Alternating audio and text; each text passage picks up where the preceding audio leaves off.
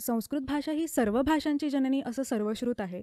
पण 6000 वर्षापूर्वी Indus valley सिव्हिलायझेशनमध्ये हेच देव होते का? त्यांचीच पूजा केली जायची का? शिव, ब्रह्मा, विष्णू?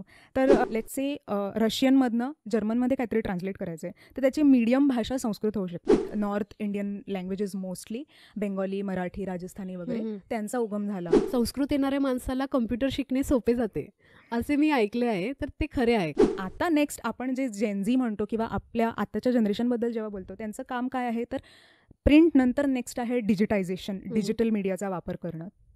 त्याची संस्कृतला फार गरज आहे. पण संस्कृतमध्ये जर आपण गच्छती रामः वनम, वनम गच्छती रामः असं कुठेही शब्द जरी ठेवले तरी त्याचा अर्थ नाही बदलणार वाक्याचा. पण बाकीच्या देशामध्येही रामायणाची मूळ कथा ही दिसून येते. जसं की समजा एखाद्याने संस्कृत भाषा शिकली तर त्याला त्याच्या रोजच्या जीवनामध्ये त्याचा काय फायदा होतो? संस्कृत शिकलेल्या लोकांनी थोडंसं चाकोरी बाहेर विचार केला ना तर करिअर अपॉर्च्युनिटीज खूप आहेत. जसं की एक इन्स्टिट्यूट न्यू दिल्लीमध्ये त्यांनी असे पाठ्यक्रम तयार केलेले आहेत. पण मी या एका मताच्या विरुद्ध आहे की उगाचच संस्कृत आहे म्हणून कम्प्युटर्समध्ये सगळीकडे वापरता येईल किंवा त्याच्यामधनं बरेच काही इन्व्हेन्शन्स होतील, नासामध्ये संस्कृत शिकवलं जातं वगैरे, हे असं म्हणू नये. संस्कृत शिकणं कठीण नाही आहे, कारण 80% of the words of most of the North Indian languages are Sanskrit. Cognitive memory आपण ज्याला म्हणतो, बौद्धिक विकास मुलांचा, त्याच्यासाठी जर संस्कृत भाषा खूप लहानपणापासून शिकवली गेली मुलांना तर त्यांचा बौद्धिक विकास खूप चांगल्या प्रकारे होऊ शकतो असं रिसर्चेसचं म्हणणं आहे.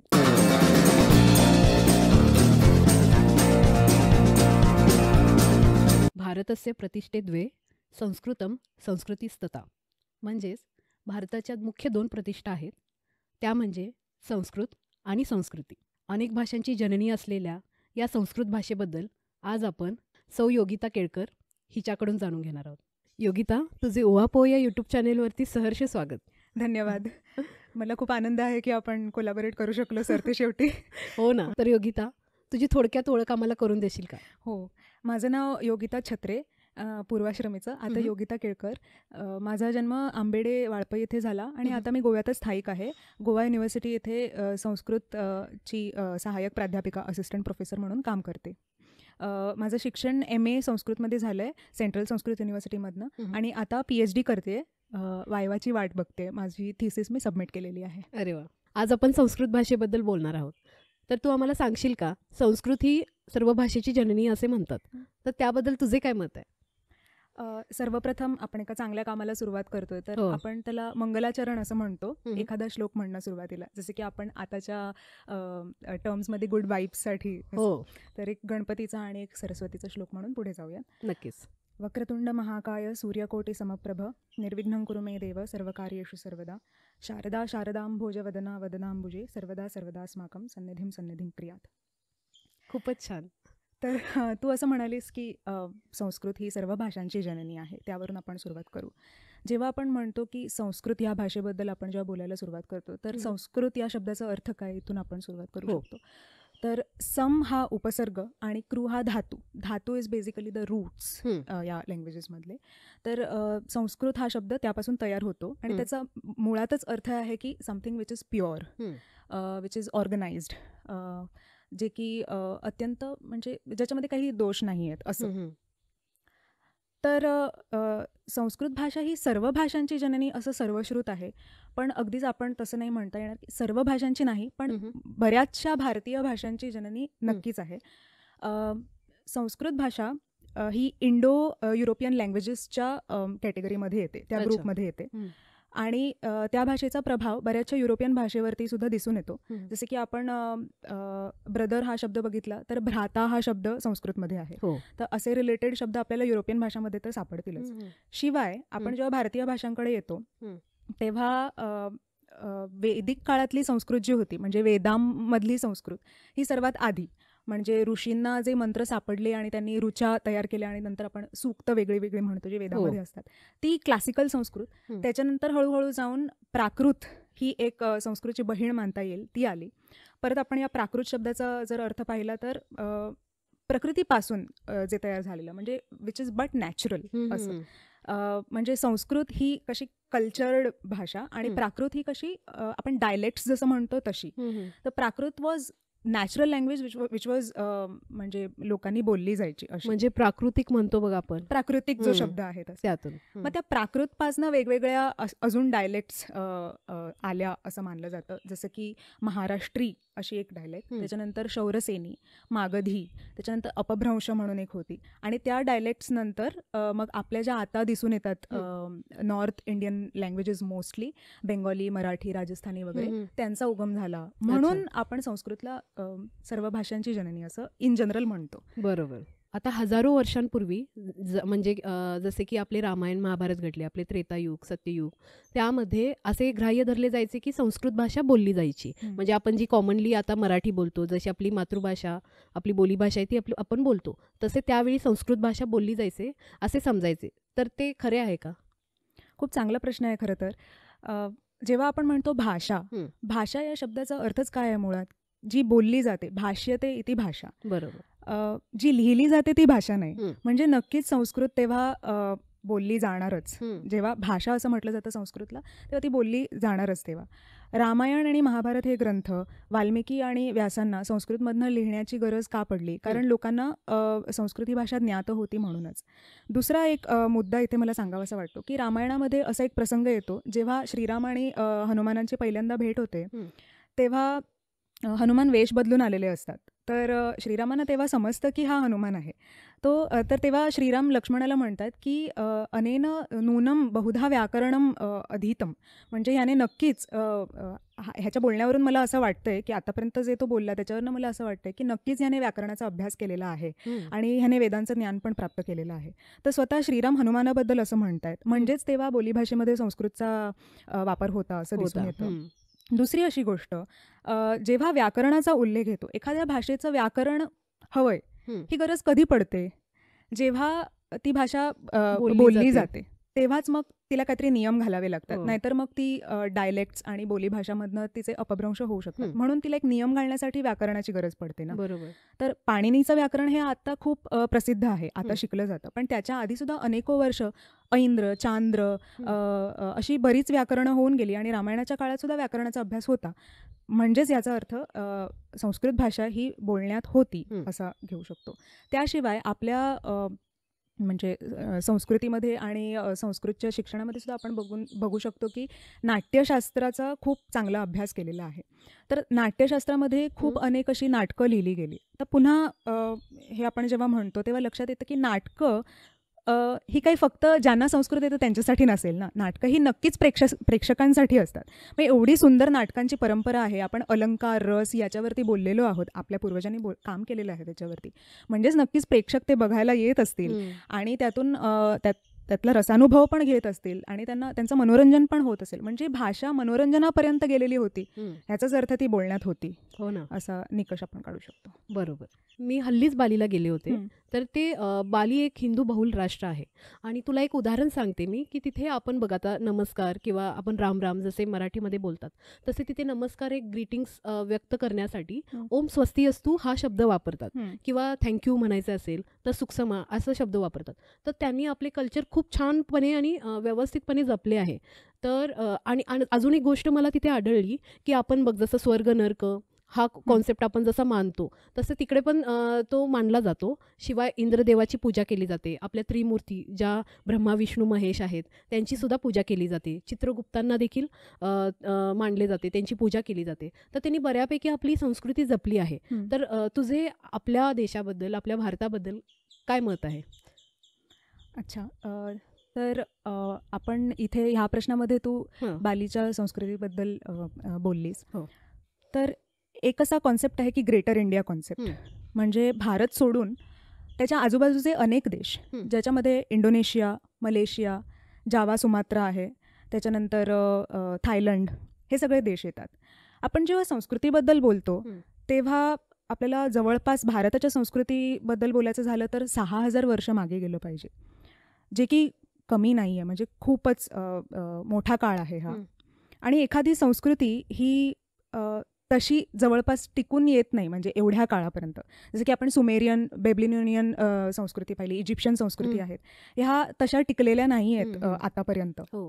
ज्या की संस्कृतच्या वयाच्या म्हणू शकतो आपण, त्याच्यानंतरच्या खरं त्या. नंतरच्या आहेत. पण तरीही त्या टिकू शकल्या नाही बिकॉज ऑफ 2 थिंग्स. एक म्हणजे काळ आणि दुसरं म्हणजे इन्व्हेजन्स, आक्रमणं. पण तरी आपली संस्कृती टिकून आहे. आणि न की ती फक्त भारतात टिकून आहे, तर बाजूच्या देशामध्ये सुद्धा, जसं की ग्रेटर इंडिया आपण म्हणालो, तिथे पण ती पसरली गेली. तुझ्या प्रश्नामध्ये आता वेगवेगळ्या देवी देवतांचा उल्लेख तू केलास. हो. तर 6000 वर्षापूर्वी इंडस व्हॅली सिव्हिलायझेशनमध्ये हेच देव होते का? त्यांचीच पूजा केली जायची का? शिव, ब्रह्मा, विष्णू? तर आश्चर्य वाटेल की नाही, खरं तर नाही. बापरे. आपल्या वैदिक संस्कृतीमध्ये हे देव नाही आहेत खरं म्हणजे. ते लोक जे होते म्हणजे सिंधू नदीच्या तटावर किंवा सरस्वती किंवा गंगा या नद्यांच्या तटावरती राहणारे जे सिव्हिलायझेशन होतं, ते प्रकृतीचे उपासक होते मेनली. म्हणजे उगवत्या सूर्याला नमस्कार करतील, किंवा उषा ही देवी आहे एक. विद्युत म्हणजे अग्नीचेच वेगवेगळे फॉर्म्स. अग्नी हा देव झाला, सूर्य हा वेगळा त्याचा फॉर्म झाला, त्याच्यानंतर विद्युत हा वेगळा फॉर्म झाला. तसंच वायू आहे, वरुण आहे, अशांची प्रार्थना करणारे ते लोक होते. आणि त्याच्यानंतर हळूहळू जाऊन नंतर मग हे शिव, ब्रह्मा, विष्णू वगैरे कॉन्सेप्ट आले.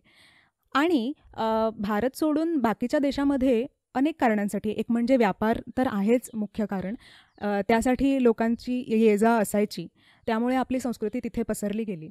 आणि दुसरी गोष्ट अशी की इथले जे संस्कृत विद्वान होते, त्याच्याशिवायही मुख्यतः हा धर्म, त्याचा प्रसार कोणी केला तर बौद्ध भिक्षू. जे भिक्षू होते आणि जैनिझम पण जे फॉलो करायचे, ते बाकीच्या देशामध्ये गेले आणि त्यांनी या संस्कृतीचा प्रसार केला. तर हे जे ह्या देशांची मी जी नावं घेतली, तिथे आपण एक उदाहरण घेऊ शकतो रामायणाचंच, कारण आपण त्याच्याबद्दल बोलतोय. की वाल्मिकी रामायण इथे प्रसिद्ध आहे आणि वाल्मिकी रामायणातनं वेगवेगळ्या रिटेलिंग्सचा आणि वेगवेगळ्या रामायणांचा इथे उदय झाला आहे, खरं आहे. पण बाकीच्या देशामध्येही रामायणाची मूळ कथा ही दिसून येते. जसं की थायलंडमध्ये त्यांचं राष्ट्रीय काव्य मानलं जातं रामकियन असं. मूळ कथा तीच आहे राम सीतेची, पण त्याच्यामध्ये बरेच बदल दिसून येतात. रामकियन ह्याचा अर्थ राम कीर्ती, रामाची कीर्ती असं. त्याच्याशिवाय लाओसमध्ये पण फ्रा रामची म्हणून रामायण प्रसिद्ध आहे. कंबोडियामध्ये पण दिसून येतं. मलेशियामध्ये सुद्धा हिकायत सेरी म्हणून रामायण आहे. तर अशा प्रकारे रामायण जसं पसरलं गेलं, इंटरनॅशनल स्कोप ऑफ रामायण आपल्याला दिसून येतो. जावा सुमात्रामध्ये पण रामायणाचा प्रसार झाला. म्हणजे कसं आहे की न्यूयॉर्कमध्ये एक युनिव्हर्सिटी आहे, सेंट जॉन युनिव्हर्सिटी. तिथले असिस्टंट प्रोफेसर संतोष देसाई यांनी हे लिहिलंय, माझ्या वाचनात आलं, की 3 मार्गे रामायणाचा, म्हणजे रामायण हे एक फक्त आपण उदाहरण घेतलं, आपल्या संस्कृतीचा प्रसार झाला. एक म्हणजे उत्तर मार्ग, तिथून चीन तिबेटला ह्याचा प्रसार झाला. त्याच्यानंतर समुद्र मार्गाने, दक्षिण मार्गातून जावा सुमात्रामध्ये, आणि पूर्व मार्गाने, जमिनीच्याच मार्गाने बर्मा आणि थायलंडपर्यंत रामायणाचा प्रसार झाला होता. याचाच अर्थ आपली संस्कृती ही फक्त ह्या इंडियन सबकॉन्टिनेंट, म्हणजे इंडियामध्येच नव्हती, तर इंडियन सबकॉन्टिनेंट ज्याला आपण म्हणतो, अगदी श्रीलंका वगैरे पर्यंत नक्कीच पसरलेली होती आणि आहे अजूनही. हो ना, खरं आहे. रामायणाबद्दल तू थोडक्यात खूप छान माहिती सांगितलीस. त्यामध्ये डिटेल व्हिडिओ आपण एक जरूर बनवूया. संस्कृत येणाऱ्या माणसाला कम्प्युटर शिकणे सोपे जाते असे मी ऐकले आहे, तर ते खरे आहे का? ज्याचं कोणाचं वैयक्तिक मत असेल, खरंच खूप चांगलं मत आहे. कारण संस्कृत जेव्हा आपण भाषा बघतो तेव्हा त्याच्यामधलं बरंचसं लिटरेचर ना सूत्र लिटरेचर असं आहे. सूत्र म्हणजे काय तर एफोरिझम्स, म्हणजे अगदी छोट्या माध्यमातनं खूप काही सांगणं, एका छोट्याशा सूत्रातनं खूप सांगणं काहीतरी. म्हणजे असं आपण फॉर्म्युला म्हणू शकतो सोप्या शब्दामध्ये. आणि पाणिनी, जो संस्कृत व्याकरणाचा फादर ऑफ संस्कृत ग्रामर असं म्हटलं जातं त्याला, त्याने काय केलं की या भाषेमध्ये जेवढे म्हणून शब्द आहेत आणि जेवढे शब्द होऊ घातलेले आहेत याच्यानंतर, ते सगळे त्याने सूत्र माध्यमातनं एकत्र आणले आणि त्याने एक ट्रिटाईज, एक ग्रंथ लिहिला, त्याचं नाव अष्टाध्यायी. अच्छा. एक सूत्र मी सोपं सांगते तुला की असं सूत्र आहे, एवढं छोटं सूत्र, पण त्याच्यावरनं त्याला ग्रामरचं खूप काही सांगायचं आहे त्याच्यामध्ये. म्हणून एक विख्यात प्रोफेसर आहेत, प्रोफेसर अंबा कुलकर्णी म्हणून, त्या IIT हैदराबादमध्ये काम करतात. त्या म्हणतात की Panini can be considered as the foremost programmer. म्हणजे त्या काळात जेव्हा कम्प्युटर अस्तित्वात नव्हता तेव्हा त्याला म्हणजे त्याने कसा विचार केला असेल की सगळे शब्द एकत्र आणणे आणि एकाच, म्हणजे पुढे काय होईल ह्याचा विचार करून आधीच त्याच्यावरती सूत्र बनवणे असं. म्हणजे तुम्हाला जर काही एखादी प्रक्रिया जाणून घ्यायची असेल तर तुम्हाला पुढच्या सूत्रावरनं परत मागेही यावं लागतं, परत पुढे जावं लागतं, असं टू अँड फ्रोही करावं लागतं. त्यामुळे ते एक झालं. आणि दुसरी अशी गोष्ट, आपण जेव्हा कम्प्युटर आणि संस्कृत म्हणतो त्याला 2 आयाम येतात त्याचे. एक म्हणजे कम्प्युटर्सचा वापर करून, आत्ताच्या टेक्नॉलॉजीचा वापर करून संस्कृतला पुढे नेणं, म्हणजे संस्कृत संस्कृतची डेव्हलपमेंट करणं आणि दुसरी बाजू झाली संस्कृतचा वापर करून कम्प्युटर्समध्ये काही करू शकतो का हे बघणं. हे दोन वेगवेगळे आयाम आहेत. तर पहिला जो आयाम आहे की कम्प्युटरचा वापर करून संस्कृतची डेव्हलपमेंट करणं, यासाठी बरीच कामं चालू आहेत. ज्यांना कोणाला इंटरेस्ट असेल खरंच ह्याच्यामध्ये काम करू शकतात. जसं की OCR बनवणं किंवा डिजिटल लायब्ररीज बनवणं झालं, त्याच्याशिवाय सर्च इंजिन्स बनवणं, जेणेकरून आपलं जे ज्ञान आहे ते लवकरात लवकर आपण शिकू शकतो. म्हणजे मला असं म्हणायचं आहे की 6000 वर्षापासूनची जी आपण परंपरा परत परत म्हणतोय ती आधी ओरल ट्रेडिशनमध्ये होती, बरोबर. की म्हणजे एखादा गुरु आपल्या शिष्याला ओरल ट्रेडिशन म्हणजे मौखिक पद्धतीने तो शिकवेल, त्याच पद्धतीने ते ज्ञान पुढे गेलं, पास ऑन झालं. त्याच्यानंतर ओरल नंतर काय आलं तर रायटिंग झाले, म्हणजे नेक्स्ट स्टेप होती रायटिंग. तर शिलालेख आपण खूपच म्हणजे माहिती आहे त्याच्याबद्दल आपल्याला की कोरलेले शिलालेख झाले. आणि रायटिंगमध्ये दुसरंही असं होतं की हस्तलेख पण आले. तर हस्तलेखांवरती म्हणजे पाम लीव्स वगैरे असं वापरून मॅन्युस्क्रिप्ट्सवरती लोक लिहायचे, तर तसं नॉलेज पास ऑन झालं.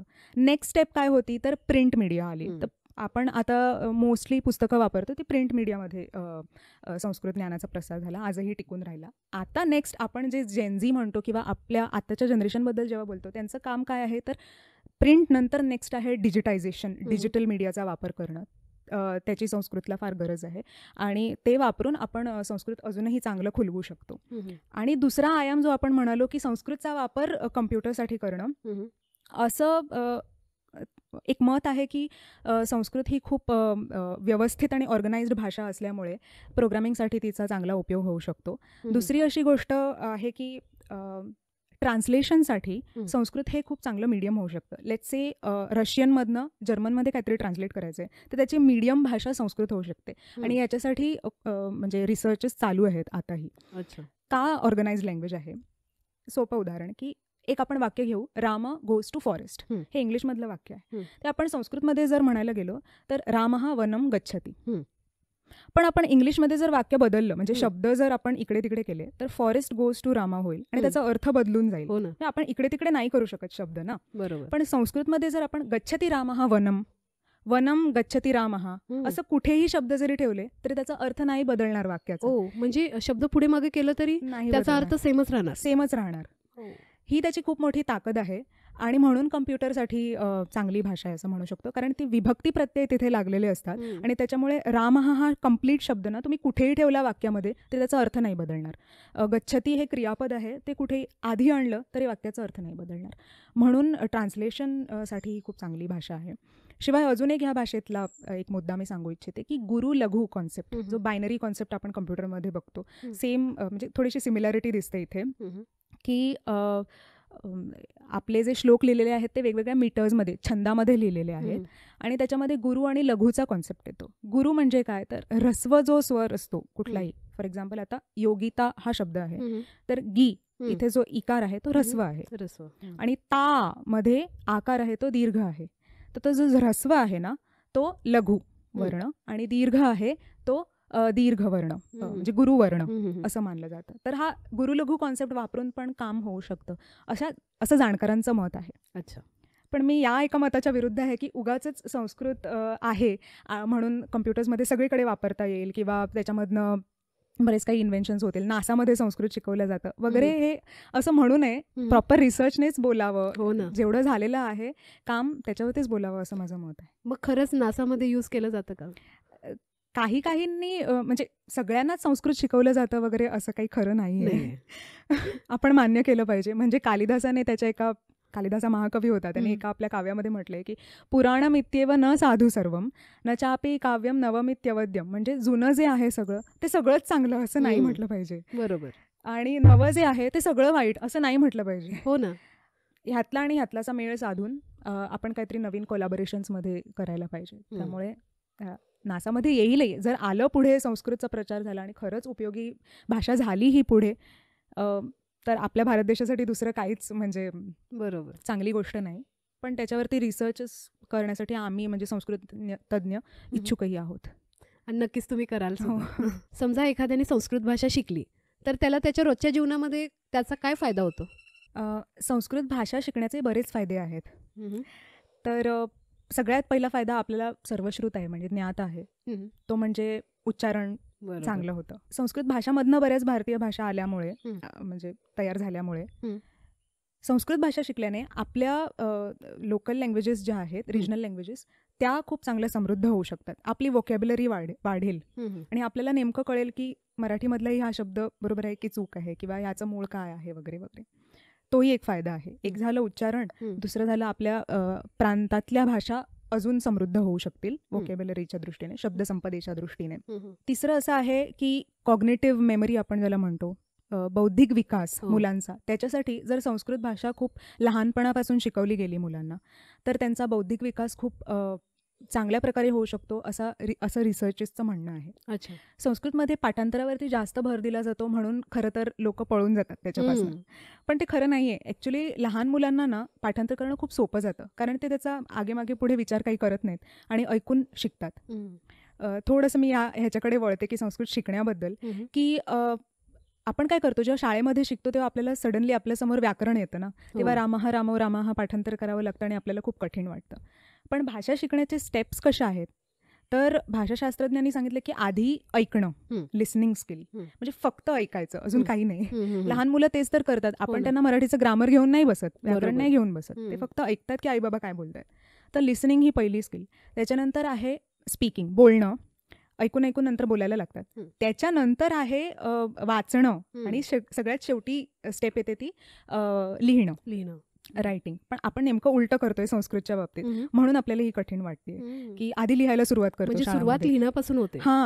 एक्झॅक्ट उलटं करतोय म्हणून संस्कृत कठीण वाटते. पण आपण जर लहानपणापासून मुलांना लिसनिंग स्किल्स त्यांच्या वाढवल्या संस्कृत बाबतीत, तर त्यांचा बौद्धिक विकास नक्की होईल. हा एक फायदा आहे. त्या कोणत्या प्रकारे करू शकतो आपण? आपल्याकडे आता टेक्नॉलॉजी आणि साधनं खूपच आहेत. त्याच्यामुळे आपण रेकॉर्डेड व्हिडिओज त्यांना ऐकवू शकतो, ऑडिओज ऐकवू शकतो, वेगवेगळे. म्हणजे मला असं विचारायचं होतं की म्हणजे कोणतं ऐकावं, म्हणजे श्लोक कोणते ऐकावेत, किंवा एखादा ग्रंथ असेल जो तुला माहिती असेल, जो की बाबा आई वडिलांनी वाचून दाखवला त्या मुलासमोर, असं. मग ते एक उदाहरण देशील का की कोणत्या प्रकारची वाचनात किंवा ऐकण्यात असावेत? हो. जर आपण लहान मुलांबद्दलच बोलत असू तर त्यांना सुरुवातीला लहान लहान श्लोक का नाही शिकवले जावेत. जसे की सकाळी उठल्यानंतर कराग्रे वसते लक्ष्मी सारखा श्लोक आहे. त्याच्यानंतर जेवणाच्या आधी अन्नपूर्णे सदापूर्णे असा श्लोक आहे. की म्हणजे श्लोकामधनं बौद्धिक विकास ही गोष्ट झालीच, शिवाय आपल्या संस्कृतीचा परिचयही त्यांना होऊन जाईल. नाहीतर हळूहळू असं काय येईल की अन्नपूर्ण हा कॉन्सेप्ट काय आहे, राम लक्ष्मण सीता काय आहे, यांना माहितीच नसेल. त्यामुळे या श्लोकांच्या माध्यमातून ते होईल. म्हणजे हे छोटे छोटे श्लोक शिकवणं हे एक झालं. दुसरं असं की आपली स्तोत्र संपदा, म्हणजे स्तोत्र लिटरेचर एनॉर्मस आहे, खूप आहे. फक्त आदिशंकराचार्यांनी लिहिलेली स्तोत्र जरी घेतली ना तरी ती खूप आहेत. एकही देव त्यांनी सोडला नाही असं म्हणता येईल, की ते भारतभर त्यांनी भ्रमण केलं आणि जी डेटी देवता त्यांना दिसली त्यांच्यावरती त्यांनी काव्य केलेलं आहे. तर मग तेही आपण ऐकू शकतो. आणि फक्त संस्कृतच नाही तर संस्कृत बहुल अशा ज्या भाषा आहेत, मराठी किंवा गुजराती असो, त्यामध्ये सुद्धा खूप लिटरेचर आहे. आपण गुरुचरित्र आपल्याला खूप ऐकून माहिती आहे, मराठीमधलंही आपण त्यांना ऐकवू शकतो, ज्याच्यामुळे त्यांचा बौद्धिक विकासही होईल आणि संस्कृतीशी ते परिचित राहतील. हा एक फायदा आहे संस्कृत शिकण्याचा. आपली गरज काय आहे त्यानुसार संस्कृत मोल्ड होऊन आपल्याला मदत करेल. जसं एखाद्याला जर स्पिरिच्युअलिटीमध्ये, अध्यात्मामध्ये आवड असेल तर त्याने त्या मार्गाने संस्कृत शिकावं. जसं की स्तोत्र, मंत्र, श्लोक यांचं उच्चारण शिकण्यासाठी म्हणून रामरक्षा स्तोत्र असू दे किंवा नवग्रह स्तोत्र असू दे वगैरे वगैरे. अध्यात्म ही एक वेगळी वाट झाली. त्याच्याशिवाय जर असं म्हणून जाऊयात की एखाद्याला पुरातत्वामध्ये आवड आहे, शिवाजी महाराजांचे शिलालेख वाचायला आवडतात किंवा त्यांची जी मुद्रा आहे प्रतिपश्चंद्रलेखे व वर्धेष्णुरेशोवंदिता, अशा गोष्टीमध्ये आवड आहे एखाद्याला, ते शिकायचं असेल तरही तो संस्कृत शिकू शकतो. म्हणजे अनेक अनेक अशा वाटा उघडतील संस्कृतमुळे असं मला म्हणायचंय. आर्किओलॉजी हा एक विषय. एखाद्याला नाट्य, संगीत ह्याच्यामध्ये आवड आहे, तर आपली एवढी चांगली परंपरा आहे नाटकाची आणि संगीताची. संगीत रत्नाकरासारखे एवढे चांगले चांगले ग्रंथ रचले गेले. मग आत्ताच्या मॉडर्न म्युझिकमध्ये काय सांगितलंय, मॉडर्न थिएटर आर्ट्समध्ये काय सांगितलंय आणि नाट्यशास्त्रामध्ये भरतमुनीने काय सांगितलंय, हे दोन्ही मिलाप करून तो काहीतरी नवीन शिकू शकेल. बरोबर. त्याच्यानंतर एखाद्याची जर आवड असेल की बाबा फिटनेस फ्रीक आहे एखादा, त्याला आपल्या आरोग्याबद्दल काळजी आहे, तर मॉडर्न मेडिसिनमध्ये सांगितलेलं जे आहे त्याच्याशिवायच आयुर्वेदामध्ये जीवन पद्धती काय सांगितली आहे, आयुर्वेद तर पूर्ण संस्कृतमध्ये आहे, तर त्याच्यामुळे आपण आयुर्वेद शिकलेल्याने तर अजिबातच संस्कृतपासून दूर जाऊ नये, नक्कीच शिकावं. तर योग आणि आयुर्वेद हे दोन्ही आहे.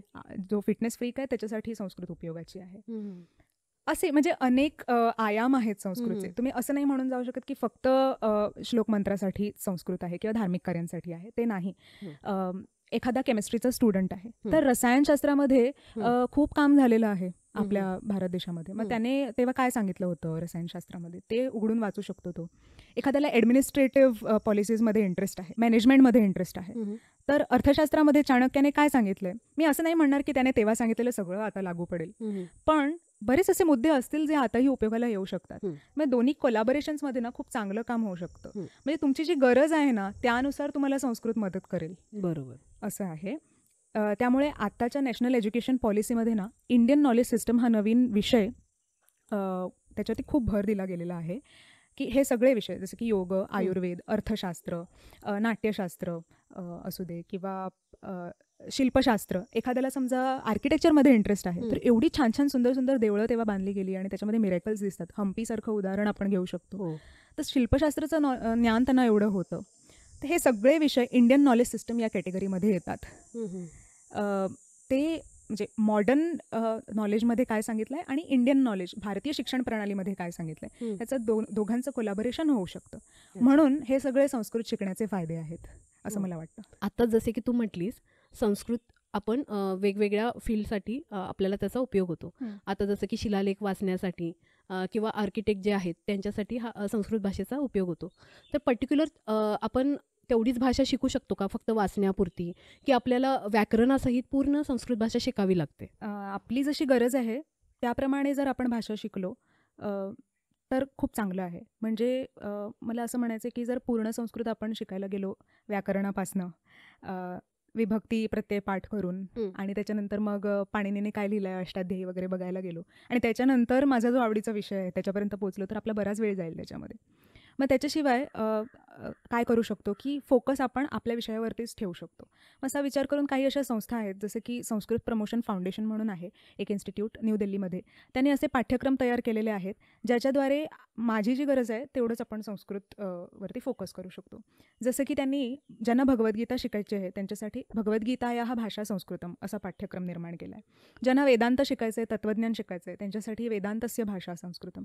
ज्यांना फक्त आयुर्वेदावरती जे आयुर्वेदाचे विद्यार्थी आहेत त्यांना संस्कृत शिकायचं आहे त्यांच्यासाठी आयुर्वेदस्य भाषा संस्कृतम असा केला आहे. मग असे काही विषय जसं की अर्थशास्त्र आहे, नाट्यशास्त्र आहे, त्याच्याशिवाय संगीतशास्त्र आहे, संगीत रत्नाकरासारखे, ह्याच्यावरती त्यांनी वेगवेगळे कोर्सेस तयार केलेले आहेत. याशिवाय म्हणजे जर संस्कृतमधनं मला शिकायचं नाही आहे, मी अनुवाद पद्धतीने शिकू इच्छितो तर तोही एक मार्ग आहेच आपल्यासाठी नेहमी. म्हणजे शिलालेख मला शिकायचे आहेत त्याच्यामध्ये जे लिहिलेलं आहे ते मी अनुवाद पद्धतीने वाचूच शकतो, पण माझा एम्फसिस ह्याच्यावरती आहे की इंग्लिश ट्रान्सलेशन्स पेक्षा आपण जर भारतीय भाषांचे अनुवाद घेतले तर त्यातला जो मूळ सांगण्याचा त्यांचा मुद्दा आहे तो जास्त आपल्यापर्यंत पोहोचेल.